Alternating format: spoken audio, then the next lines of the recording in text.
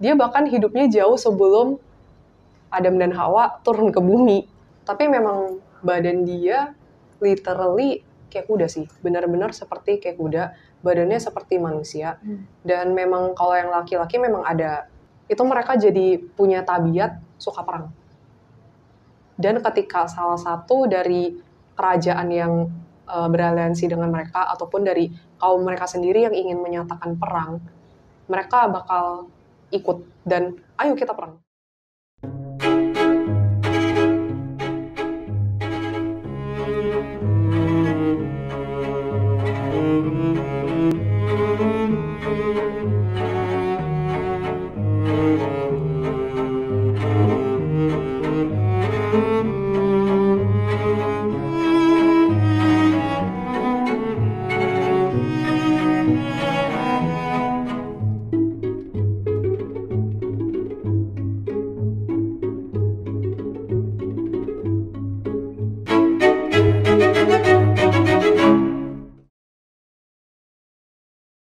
Halo guys, welcome to our channel bersama gue Tiara Olivia dan Aileen Ho di catatan Misteri. Sebelum kita mulai di segmen hari ini, kita mengucapkan selamat menjalankan ibadah puasa untuk teman-teman yang mungkin menjalankan, dan kami dari tim catatan misteri mengucapkan maaf kalau kami pernah bersalah kata ataupun melakukan hal-hal yang tidak berkenan.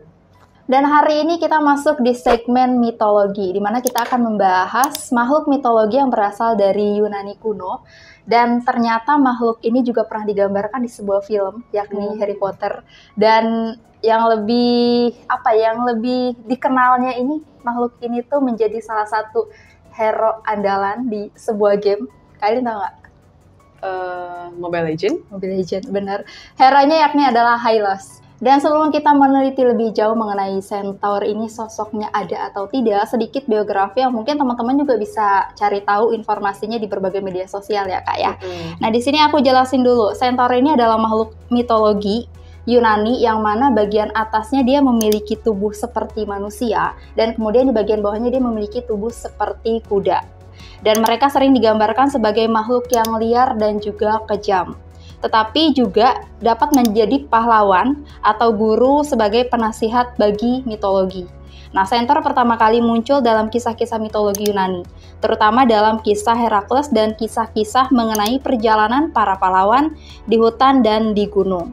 Beberapa Centaur dianggap sebagai guru bagi pahlawan seperti Chiron yang terkenal sebagai pengajar. Namun banyak juga cerita menggambarkan bahwa Centaur sebagai makhluk yang liar dan kejam seringkali mengganggu atau menyerang orang yang melewati wilayah mereka. Salah satu contoh kisah yang terkenal adalah ketika Centaur bernama Nessus menculik istri dari Herakles, yakni bernama Deianira, dan mencoba untuk memperkosanya. Tetapi kemudian Herakles membunuh Nessus dengan anak panah. Nah guys, informasi kalau Nessus itu banyak yang tahu bahwa Centaur ini memiliki 3 nama.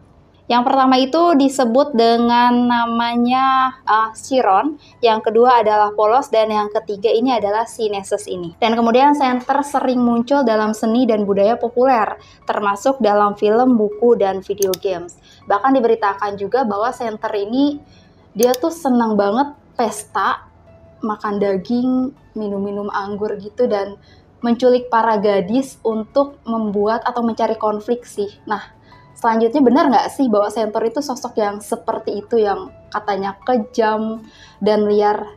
Dan seperti biasa, di sini gue udah sama Aileen, yang nanti Aileen kan hobinya aneh-aneh ya, kan? Baik ya, maklum aja ya kan, kalau misalkan kalian udah tahu kan Aileen tuh hobi yang aneh-aneh. Dari mermaid udah ketemu, terus kemarin kraken, abis itu sukubus.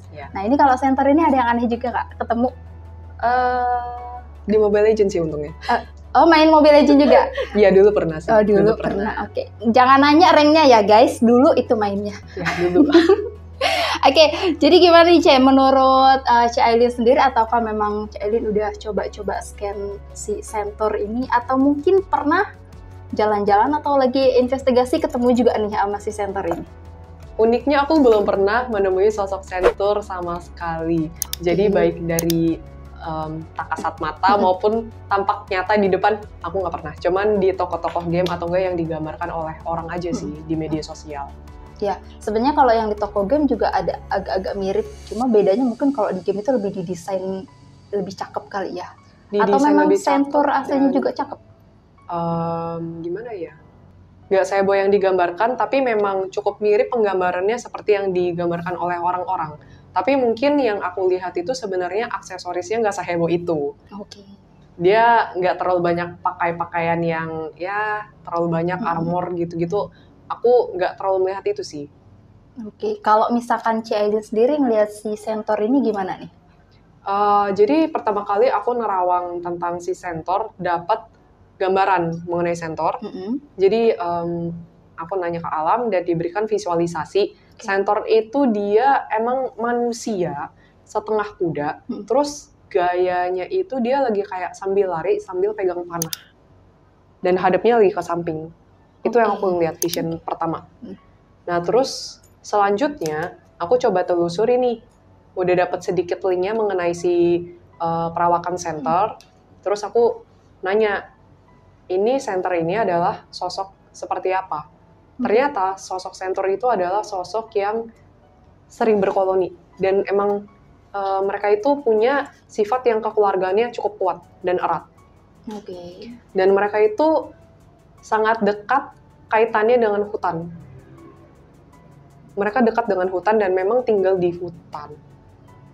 Oh, berarti memang mereka tempat tinggalnya di hutan, bukan kayak di istana-istana atau kerajaan-kerajaan. Enggak, yang aku lihat memang mereka sangat amat dekat dengan hutan yang benar-benar penampakannya cantik banget. Oke. Bukan penampakan ya, bahasanya lebih ke bukan Pemandangan alam. Iya, Pemandangan. lebih ke pemandangan alamnya benar-benar cantik banget dan luar biasa. Ada air terjun yang aku lihat, terus pohon-pohonnya mirip kayak kalau teman-teman pernah nonton Avatar. Iya. Nah, mirip kayak gitu. Jadi alamnya benar-benar secantik itu, terus pohon-pohonnya besar, tinggi. Habis itu daun-daunnya pun juga lebar. Besar, terus ada buah, terus ada biji-bijian. Iya, seperti itu penampilannya. Berarti memang pada zaman dulu hutannya tuh bersih nggak sih kalau dari penglihatan Aidin sendiri? Yang aku lihat cantik dan indah banget. Beneran seperti yang digambarkan di fantasi-fantasi. Oke, berarti otomatis itu udah masuk bersih lah ya kalau misalkan punya keindahan kayak gitu. Iya, dan emang zaman itu belum ada polusi udara sih, belum. Jadi semua masih by nature. Intinya gitu. Berarti bisa dikatakan atau enggak nih kalau Centaur ini suka dengan pemandangan indah juga? Suka. Dia sangat suka dengan pemandangan indah. Dibalik dengan apa sih perawakannya seperti itu, dia suka pemandangan indah? Iya, dia sangat suka. Dan memang dia kan memang makannya setahu aku, dari yang aku lihat di Vision, itu makan tumbuhan sih, bukan makan daging manusia ataupun hewan. Justru berdasarkan mitologi yang tadi barusan Kak Tiara bacakan, itu kan mereka makan daging, terus minum wine ya, kalau nggak salah. Minum minuman alkohol. Iya, yang aku lihat nggak begitu. Sebenarnya mereka cukup back to nature kok. Jadi mereka itu makan daun, kayak sejenis daun dan tumbuh-tumbuhan yang di hutan tersebut. Ada daun yang besar bentuknya, ada daun yang kayak kecil, dan mereka biasanya metik pakai tangan. Metik pakai tangan. Terus ada juga aku ngeliat sesekali mereka bisa konsumsi kayak sejenis, aku nggak tahu itu buah atau biji karena aku nggak kenal pohonnya. Itu literally pohon nggak ada di kehidupan nyata manusia yang kita tinggal sekarang. Ada sampelnya nggak sih kayak buah atau apa gitu? Mirip kayak buah ceri. Oh ya, ceri. Dan warnanya memang aku nggak tahu ya, by vision kan nggak tahu ukurannya seberapa. Tapi kalau di misalnya perawakan aku sebesar badannya Centaur ya, itu paling sekecil gini nih, kecil. Bentuknya kecil, kayak buah ceri makanya menurut aku. Tapi ceri jadi kecil sih. Iya, ceri kecil kan. Ceri kecil. Dan warnanya merah terang. Cuman yang aku dapat abstraknya memang buah itu nggak nggak selembek ceri. Ceri kan masih agak ada ciwinya, berbuahnya kan. Kalau ini kayaknya teksturnya agak sedikit lebih keras. Terus ada juga ini biji-bijian, ini lebih ke biji sih, soalnya bentuknya kecil. Warnanya hijau muda. Dan aku nggak tahu itu buah, aku nggak tahu itu sebenarnya biji-bijian apa. Dan mereka memang masih mengandalkan air untuk minum ya, kebutuhan tubuh lah, masih butuh minum air, ngambil pakai tangan dari air mancur, air terjun. Sejenis pegunungan ada itu? air terjun sih. Aku ngeliat memang pemandangannya ada air yang mengalir, atau enggak mereka tinggal di daerah yang dekat kayak ada sungai yang mengalir gitu loh. Oke. Pokoknya minimal di hutan itu ada air, minimal, atau enggak Pasti. dekat dengan air lah, karena memang masih butuh. Oke. Dan terakhir kadang ini cukup unik ya, itu kan pohonnya kan besar-besar ya. Mm-mm. Bahkan ada daun yang besar banget, mungkin sebesar ini, jadi mereka pegang pakai tangan pun masih sangat besar itu daun. Terus daunnya itu mungkin itu habis hujan kali ya, karena ada embun, Oke. ada air Nah, di ada atasnya. air Nah, aja. terus mereka kadang juga minum Pakai dari minum. situ. Oh iya, jadi mereka menggunakan daun itu untuk minum ya? Lebih tepatnya air itu kayaknya bekas hujan sih, dan masih mengapung di atas daunnya. Itu mungkin embun kan ya, dibilangnya Embun, iya, embun. bisa. Nah, terus biasanya mereka minum dari situ. Mungkin Oke. kalau tidak menemukan mata air yang dekat, itu bisa juga. Itu yang aku lihat. Alternatif ya? Ya, alternatif. Oke, berarti secara keseluruhan bahwa si Centaur ini makanannya dia cuma tumbuhan. Tumbuhan. Dia tidak konsumsi daging sih. Karena dari penerawangan aku, dia bahkan hidupnya jauh sebelum Adam dan Hawa turun ke bumi. Wah. Jadi aku pikir awalnya ketika melihat pemandangan ini indah banget, aku pikir ini dimensi lain atau enggak dunia lain. Oke. Aku pikir bukan berasal dari dunia ini. Tapi setelah aku telusuri, kok unsur-unsur alamnya mirip seperti di bumi. Ada pohon, tumbuhan, banyak mirip. Dan ada kehidupan juga di situ, ada binatang-binatang. Tapi aku nggak fokus ngeliat binatangnya, lebih ke tumbuhannya, air ngalir, terus ada gua. Itu kan benar-benar penampakan, itu kan benar-benar pemandangan yang mirip dengan dunia di sini kan. Nah, ternyata setelah aku benar-benar telusuri, itu memang dulu mereka sempat hidup sebelum Adam dan Hawa turun, dan ternyata mereka salah satunya itu bisa dibilang kaum jin yang dahulu banget. Dan itu zaman-zaman sebelum Tuhan akhirnya murka dan akhirnya menghabisi mereka semua. Wah, berarti dihabisi langsung sama Tuhan ya, atau mungkin melalui perantara peperangan dan lain-lain nggak? Ini aku harus sedikit flashback nih, ada kisahnya kenapa akhirnya Tuhan marah. Nah, aku flashback dulu kejadian sebelumnya, jauh sebelum Tuhan akhirnya murka terhadap mereka. Oke. Jadi aku cerita mengenai kisah perjalanan mereka lah, kurang lebihnya yang aku dapatkan dari hasil penerawangan aku. Awal-awal mereka itu hidup benar-benar damai banget di hutan itu. Benar-benar damai, dan memang mereka selalu hidup berkelompok, keluarganya benar-benar kuat. Nah, sampai suatu waktu akhirnya mereka bisa membuat senjata. Jadi perlahan-lahan mereka itu akhirnya berkembang juga nih. Yang hidup dari nature, mereka juga mengolah apapun yang ada dari nature itu menjadi sesuatu hal. Contohnya mereka akhirnya bisa mengolah senjata. Jadi mereka akhirnya bisa membuat bisa mengolah sejenis kayak dari nature jadi kain yang sederhana itu bisa. Terus kayak serat-serat dari tumbuhan bisa dijadikan sejenis kayak barang yang berguna lah intinya. Lalu mereka akhirnya bisa membuat senjata yang dari basisnya itu besi. Jadi menempa besi. Akhirnya mereka bisa, dan mereka membuat tombak, membuat panah. Makanya kan memang sosok Centaur itu kan identik dengan panah kan, kalau di gambar-gambar. Itu nggak literally salah, itu nggak salah. Itu sesuai sama yang aku lihat sebenarnya. Oke, berarti Centaur juga membuat semua persenjataan tuh secara mandiri ya, bisa dikatakan begitu ya? Iya, mereka belajar. Nah, jadi si Centaur ini kan membuat senjata nih.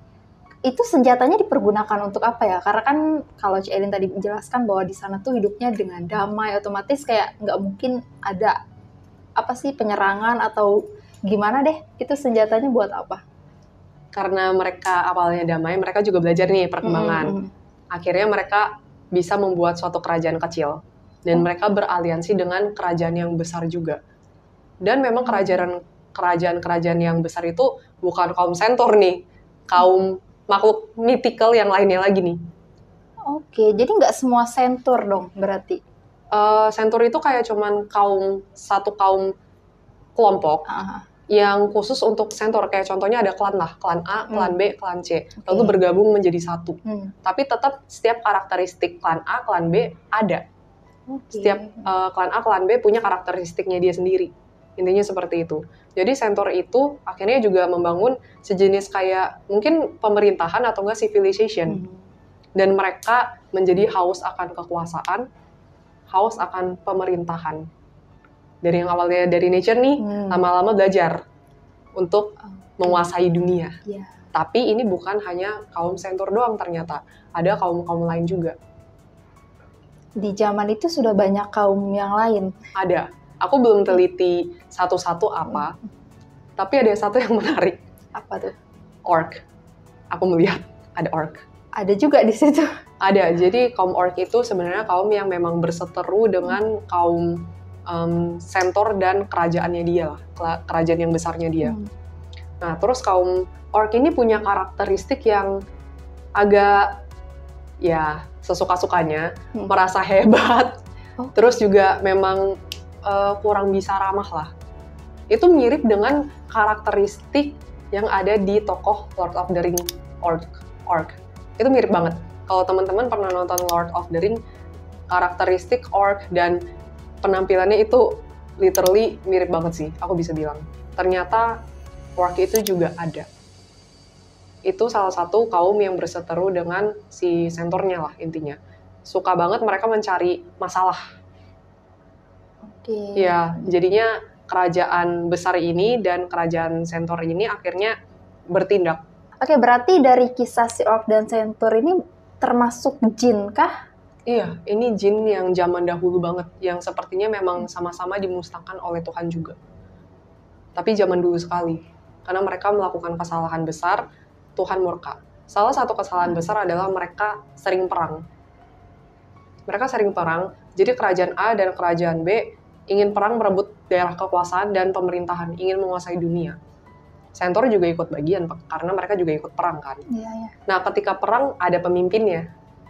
Pemimpinnya itu aku ngelihat rambutnya, aku nggak tahu ini pemimpin keberapa, tapi salah satu pemimpinnya itu dia rambutnya agak panjang, agak bergelombang, terus pakai mahkota warna emas. Mungkin kalau teman-teman ingin tahu kurang lebih bentuk mahkotanya, kayak begini, ada di foto ini. Itu bentuk mahkotanya, lalu dia, si rajanya ini, karena sebagai seorang pemimpin, sering juga berkoordinasi dengan raja-raja lain, untuk menyerang atau enggak untuk mendefense pemerintahan mereka nih. Tapi, aku tidak melihat si Centaur ini, walaupun udah membangun suatu kerajaan, aku belum melihat mereka itu membangun kerajaan as in bangunan. Lalu? Mereka itu kayak lebih ke teritorial sih yang aku lihat. Jadi memang daerah hutan itu adalah kawasan milik mereka, dan biasanya mereka itu tinggal kayak di gua-gua gitu sih. Tinggal kayak di gua-gua kecil atau enggak kayak di bebatuan. Rajanya biasanya tinggal di situ. Berarti bukan di istana, karena kan mereka kan perang untuk memperebutkan kekuasaan dong. Itu betul, tapi untuk Centaur sepertinya memang karakternya lebih dekat dengan nature. Mungkin kalau kaum lain itu bisa saja membuat bangunan, bisa saja. Tapi aku belum benar-benar meneliti ke situ karena fokus kita kan lebih ke Centaur. Ya. Oke, Ai, tadi kan dijelaskan bahwa si pimpinan Centaur ini pembedanya tuh menggunakan mahkota ya. Ada nggak sih pembeda lainnya selain mahkota itu aja? Yang pasti dia tinggal di gua karena dapat privilege lebih.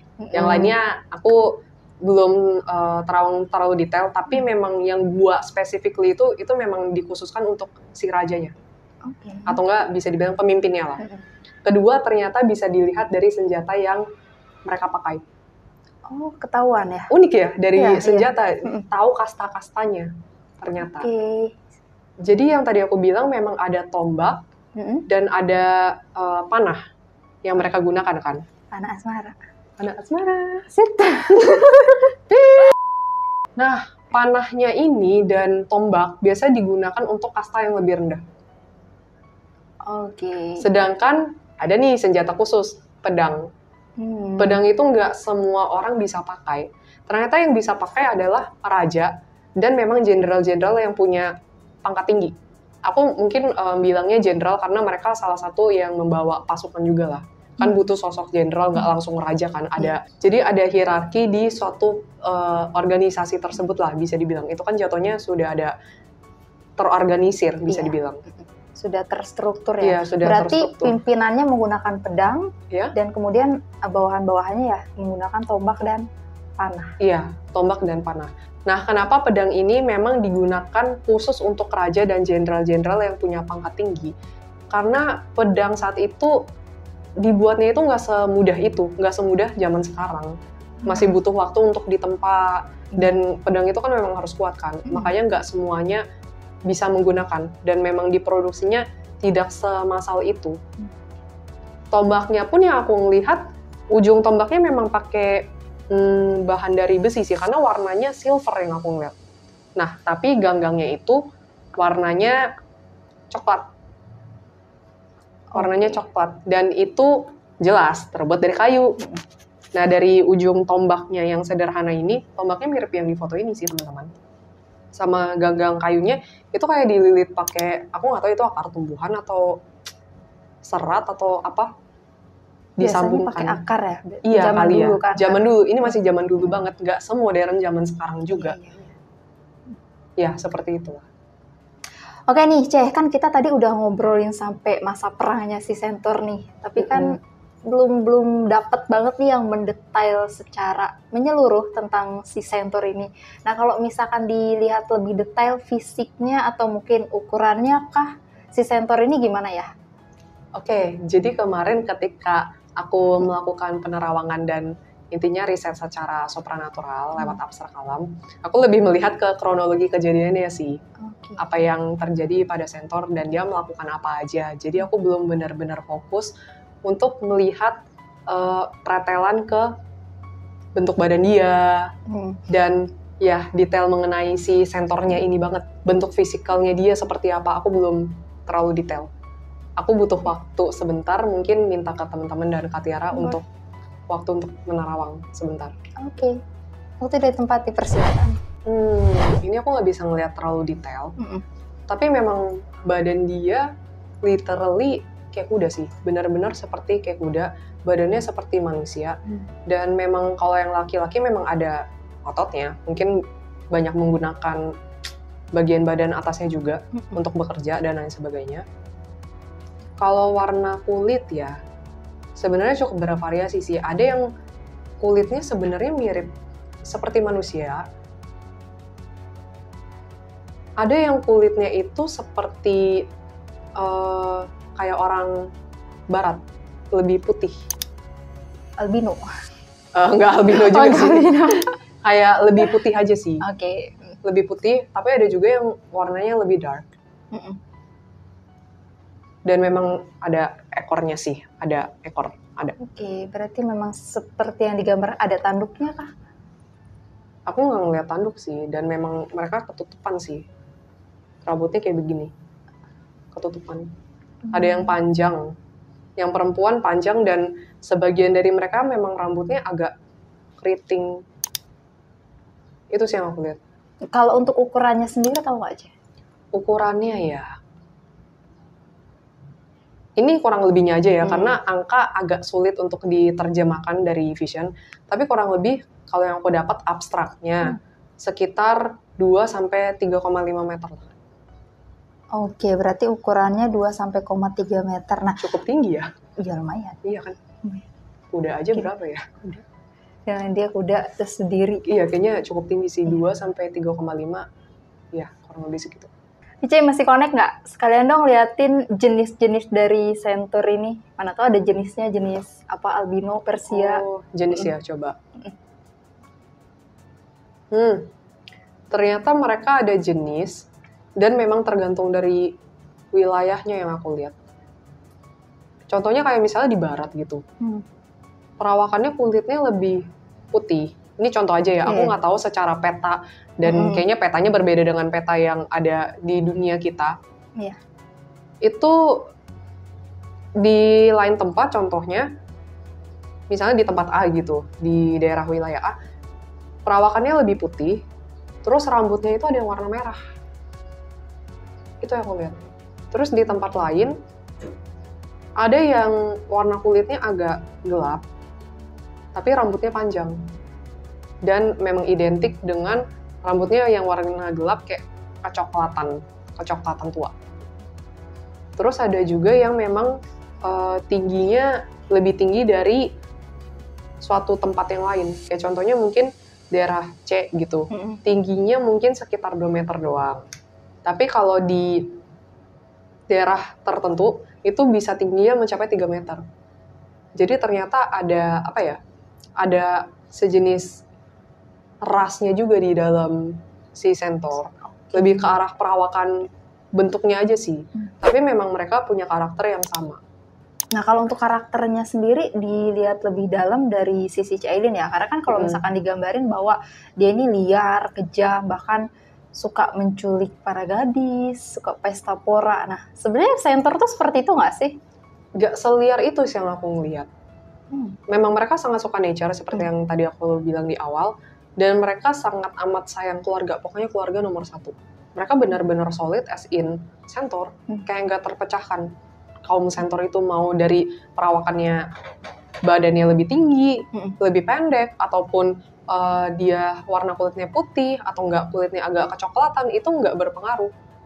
Mereka tetap kompak dan solid as in one group.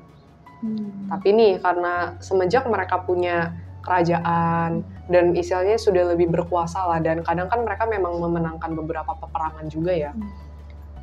Itu mereka jadi punya tabiat suka perang. Dan ketika salah satu dari kerajaan yang beraliansi dengan mereka, ataupun dari kaum mereka sendiri yang ingin menyatakan perang, mereka bakal ikut dan ayo kita perang, kayak dengan semangatnya. Oke. Ya, itu adalah tindakan yang sebenarnya kurang positif sih, karena kan perang juga tidak berdampak baik untuk kehidupan manapun itu kan. Iya, pasti juga memakan banyak korban dong. Ya, itu dia. Ada momen memang si kaum centaur ini, aku lebih fokus ke kaum centaurnya ya, karena kan ini melibatkan kerajaan lain juga, tapi aku lebih fokusin ke kaum centaurnya. Ada saat mereka menang perang memang, tapi ada saatnya mereka kalah perang. Nah, ini aku nggak tahu timelinenya kapan, tapi pas mereka kalah perang, salah satunya tuh pemimpinnya itu, aku nggak tahu ini dari kaum mana, perawakannya cukup tinggi juga sih, dan giginya agak tajam. Aku nggak tahu itu dari kaum mana dan makhluk mythical apa. Itu istilahnya menghabisi mereka dengan sangat amat kejam sih. Itu sempat terjadi juga in the past, dan mereka akhirnya dihabisi. Ada yang bagian, ini kan bagian tubuhnya nih, sama bagian badannya kan begini. Itu dibelah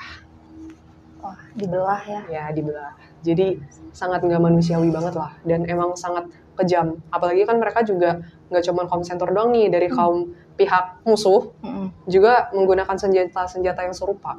Sebagian dari mereka akhirnya pasti ada yang selamat juga kan, atau enggak sebelum perang, wah ada yang udah mulai melarikan diri. Ada juga yang kayak begitu, mungkin karena udah tahu ini bakal kalah perang dan udah memukul mundur sejumlah pasukan dari si centaur ini. Akhirnya mereka ya udah lari ke tempat yang aman. Nah, tapi yang aku ngeliat emang kaum ini juga beserta dengan kaum-kaum yang lainnya nggak kapok perang juga, tetap terus melakukan perang berkali-kali, dan akhirnya Tuhan murka akan kejadian ini. Harusnya sebagai ciptaan hidup damai, harusnya bisa lebih menghargai satu sama lain, tetapi kenapa ini malah perang dan menjatuhkan satu sama lain untuk demi kepuasan ego pribadi dan duniawi pribadi lah. Oke nih, dari tadi kan kayaknya kita ngomongin perang dan perang antara centaur dengan bangsa lain nih. Ini agak sedikit nyeleneh, sensitif, yang pasti teman-teman Camis juga kepo. Apa tuh? Kepo apa tuh? Mengenai cara mereka berhubungan dan mempunyai keturunan. Itu tolong bisa di-spill ya, tolong dibantu. Oke. Aku speechless teman-teman.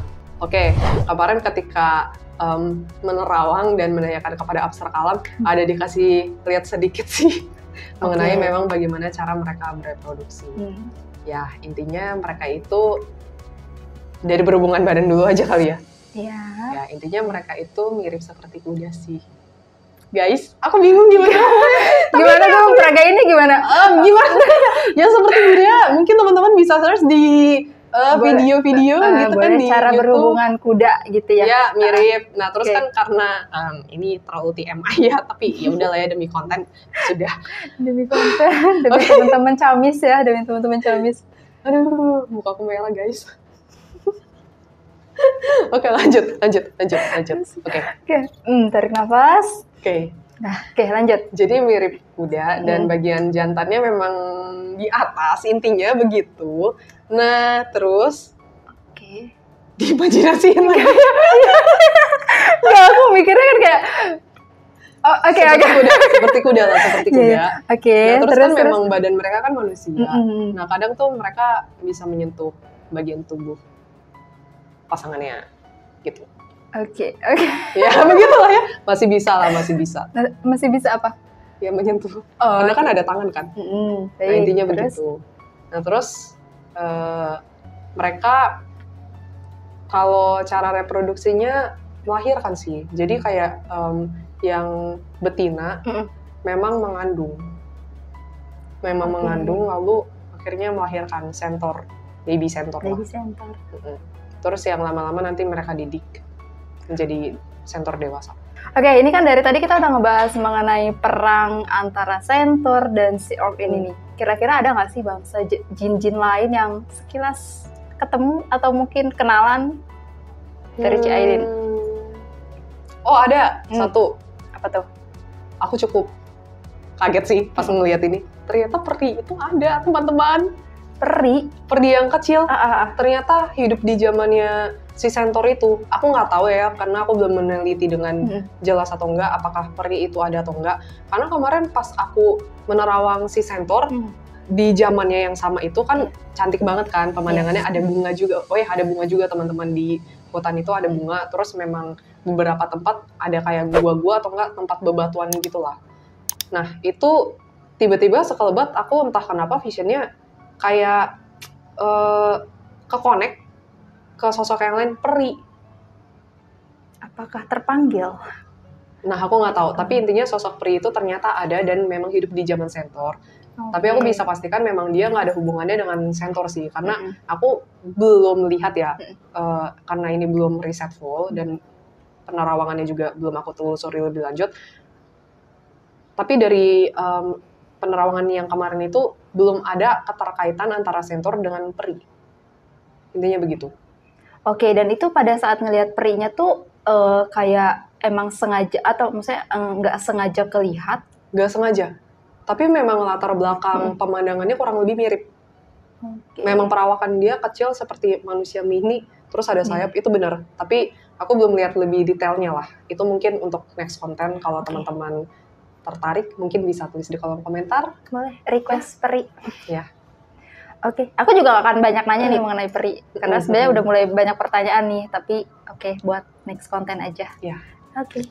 Nah, tadi kan juga udah dijelasin nih mengenai perang dan akhirnya Tuhan murka yang kemudian memusnahkan si sentor ini. Bisa nggak dijelasin lagi lebih detail kronologinya atau apa sih yang bikin sampai akhirnya Tuhan semurka itu?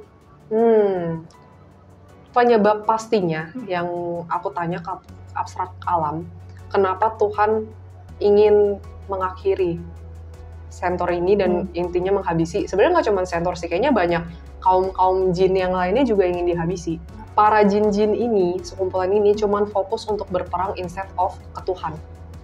Makanya Tuhan murka banget karena udah benar-benar merusak satu sama lain. Akhirnya ya udah Tuhan murka dan menghabisi mereka semua.